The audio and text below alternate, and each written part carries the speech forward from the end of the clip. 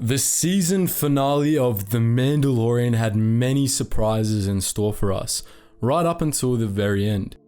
As is well known by this point, the finale even came with a mid-credit scene, which set up yet another upcoming Star Wars series, the Book of Boba Fett.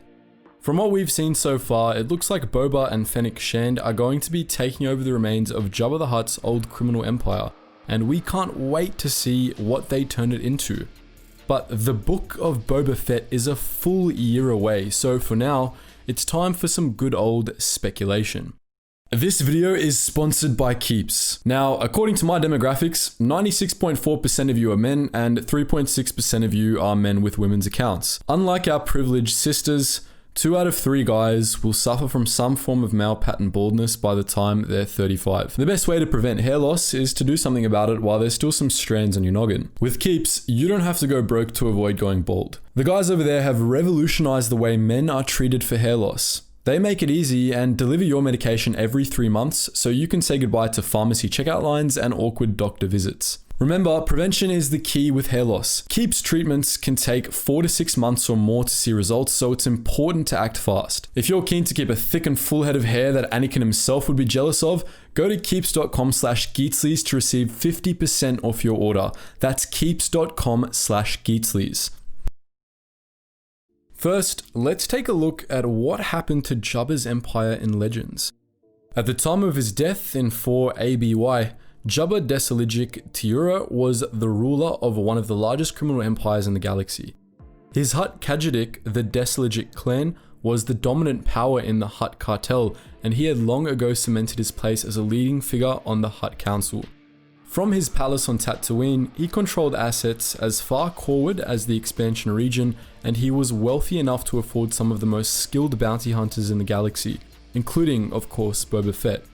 But Jabba's rise to power had made him many enemies over the year. The Hutts were always scheming amongst each other, and by the time of his death, Jabba had started to come into conflict with other crime lords as well, most notably the whipped Lady Valerian, who was also based on Tatooine. Valerian, who Jabba angrily referred to as the upstart, began cutting into Jabba's business, and Jabba responded with sabotage and assassination attempts. By 4 ABY, Jabba still held the dominant position, but that was about to change. In fact, it likely would have even if Jabba hadn't been killed by Princess Leia. Lady Valerian wasn't nearly as cruel as Jabba was, and she was much more merciful to her employees. When some of Jabba's servants learned of this, they began to consider switching sides. Malakili, Jabba's Rancor keeper, had planned on joining Valerian and taking the Rancor with him before Luke Skywalker came along and killed it, and Bib Fortuna was considering joining her as well. Virtually everyone in Jabba's empire despised the old Hutt, and many of them were perfectly willing to betray him to Valerian as a result. Of course, their work was made easier by the heroes of Yavin, who killed Jabba and slaughtered half of his court in the Battle of the Great Pit of Carkoon, effectively decapitating Jabba's empire. When news of Jabba's death got out, a virtual army of beings descended on Jabba's holdings, taking what they could before anyone stepped in to fill the void. Valerian immediately swooped in and brought up his smugglers and bounty hunters, while others lay claim to Jabba's holdings beyond Tatooine. Others in the Desaligic clan jockeyed for Jabba's longtime position on the Hutt Council. Many would-be treasure hunters descended on Jabba's palace, hoping to lay claim to Jabba's hoards, only to discover that the palace had been taken over by a new, or rather old, set of owners. With Jabba dead, the Bomar monks decided they were sick of being cloistered up in their monastery all day, only allowed to roam the outer corridor of a palace that they themselves had built. Starting with Bib Fortuna, Jabba's majordomo, they went around removing the brains of everyone left in the palace, bringing them to the Bomar order by force. When the first wave of treasure hunters entered Jabba's palace, they were quickly overwhelmed by the monks, and, as the monks put it, they were summarily enlightened. Over the years, the monks did allow some treasure hunters to escape with Jabba's valuables, so as to lure in new converts with stories of unclaimed wealth. However, despite having become a brain in a jar, Bib Fortuna managed to get out of his newfound predicament a few years after Jabba's death. He lured an old Twi'lek rival of his, Firith Olan, to Jabba's palace and somehow convinced the monks to replace Olan's brain with his. With a new body and new identity, Fortuna seized some of the old assets of Jabba's that he had access to and began rebuilding the criminal empire in his name as he dreamed of doing so for decades. This appears to have been fairly similar to what happened in canon, aside from the whole bit with the Boma monks. Jabba's empire had clearly seen better days, and while Bib Fortuna had taken over in the 5 years since the Hutt's death, he clearly hadn't done much to keep the empire running. Bib's throne room looked rather empty in comparison to what Jabba had going in his heyday, and Fennec Shand was able to blast her way through pretty much everyone in the palace without as much as breaking a sweat. To us, it looks less like Bib trying to recast Jabba's empire, and more like Bib and his friends getting fat off Jabba's treasure hoard. But as of 9 ABY, those days are over. Boba Fett is back, and he's not messing around. With an elite assassin by his side and an old palace under his rule, it's a fair bet that he's going to be making some waves in the near future. After getting Jabba's palace fumigated, he's probably going to set about taking over the remains of Jabba's empire, though we can only guess what he's doing it for.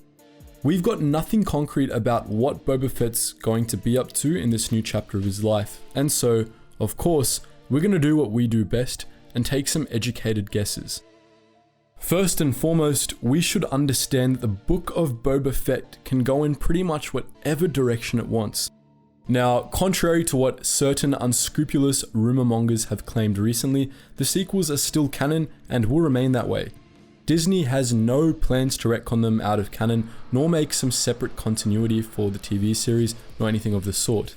But the sequel era tells us next to nothing about how Tatooine, the Hutts and their various criminal empires, or Fett himself, fared after the events of The Mandalorian.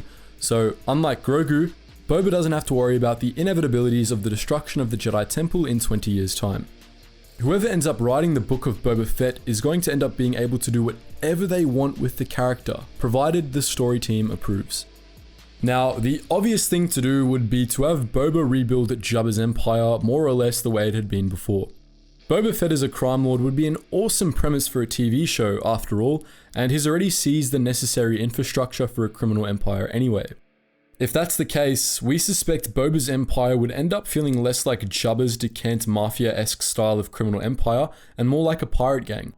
Think of the Onaka gang from the Clone Wars. That'd be Fett's style for sure. At least comparatively.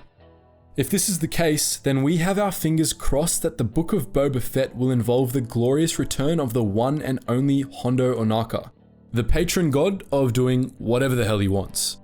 We don't care whether or not he would appear as a rival to Boba, an unlikely ally, or a sidekick who serves as a comic foil. We're down for it. This may well be wishful thinking, since Tatooine and Florum were on opposite sides of the slice, but hey, we can still dream, right? Alternatively, Boba might be trying to go legit.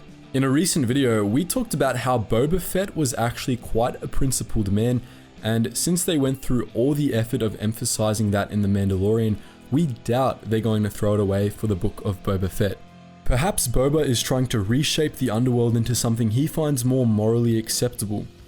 The first thing he and Fennec did in Jabba's palace aside from kill a bunch of scumbags was free a slave, so there might be something to this little theory of ours. He also might be trying to avoid the criminal underworld entirely. Perhaps his little business operation on Tatooine isn't what it looks like on the surface. No matter what, Boba's inevitably going to end up an enemy of the Hutts, if not a whole slew of other underworld figures too. He and Fennec can handle them all, of course, which means the underworld is in for a fair bit of a power shakeup. Perhaps the sequels or the anthology films might even factor into this. We might see more of Crimson Dawn or the Guavian Death Gang and Kanji Club, those two criminal factions from The Force Awakens. Kanji Club was a group of the former Hutt slaves, which makes them a particularly interesting candidate to appear in the book of Boba Fett, perhaps as allies for the protagonists this time. So those are our thoughts about the upcoming book of Boba Fett, but what do you think? What are your theories? Let us know in the comment section below. And just before you click on the next suggested video, guys, if you're interested in history and the badasses of history from all different eras, make sure you check out our new YouTube channel, The Braved. Link down in the description below.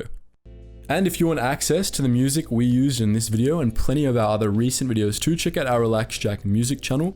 If you want to help us on Patreon and get access to a behind the scenes Discord where you can chat to myself and my whole team, consider donating there. And if you just want access to our wider community, check us out on our Geetsly's main Discord and our Geetsly's gaming network.